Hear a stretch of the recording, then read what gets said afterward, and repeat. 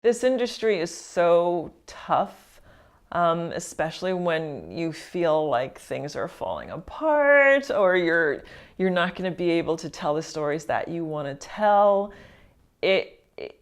What when I get discouraged or disheartened, what I like to do is go back to craft, is go back to what I love about writing, try to forget kind of the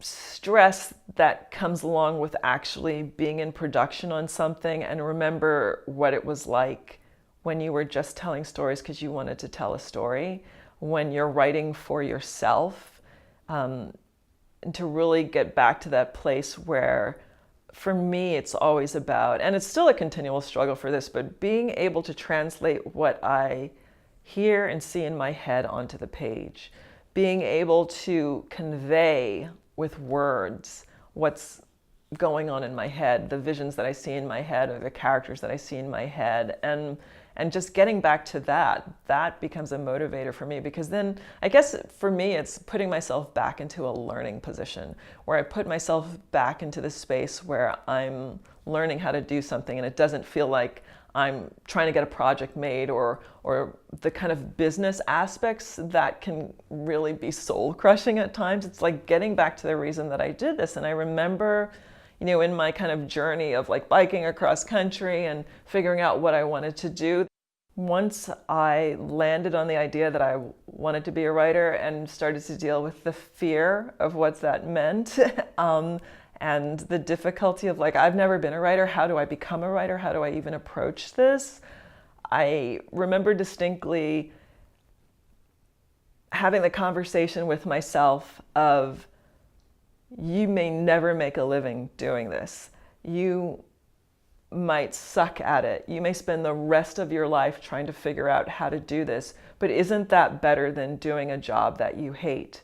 Isn't that better than pursuing a career that you don't really want to do and being unhappy, doing what you want to do and at least trying to do it?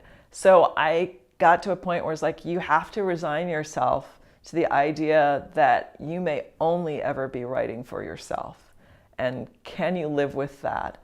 Will it be okay if I always, for the rest of my life, have to have a day job and all I'm ever doing is writing on the side, trying on the side? And I got to a point where it's like, yes, I can do that. That's what I want to do.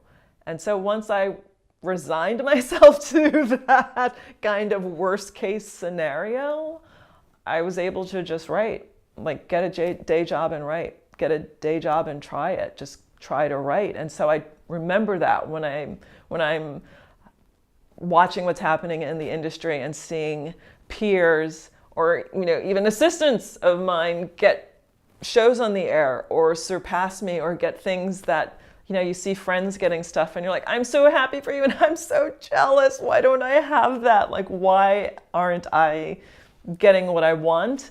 I go back to that place of like, well, what do you want to write?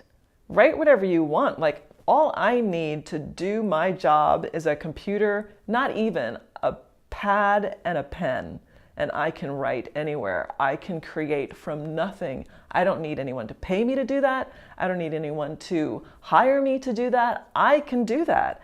And once I get back into that headspace, it's like, great, what do I want to write? What am I writing? I'll just write something else. I'm writing for myself now. And usually out of that will come an idea that will make other people excited because I'm excited about it.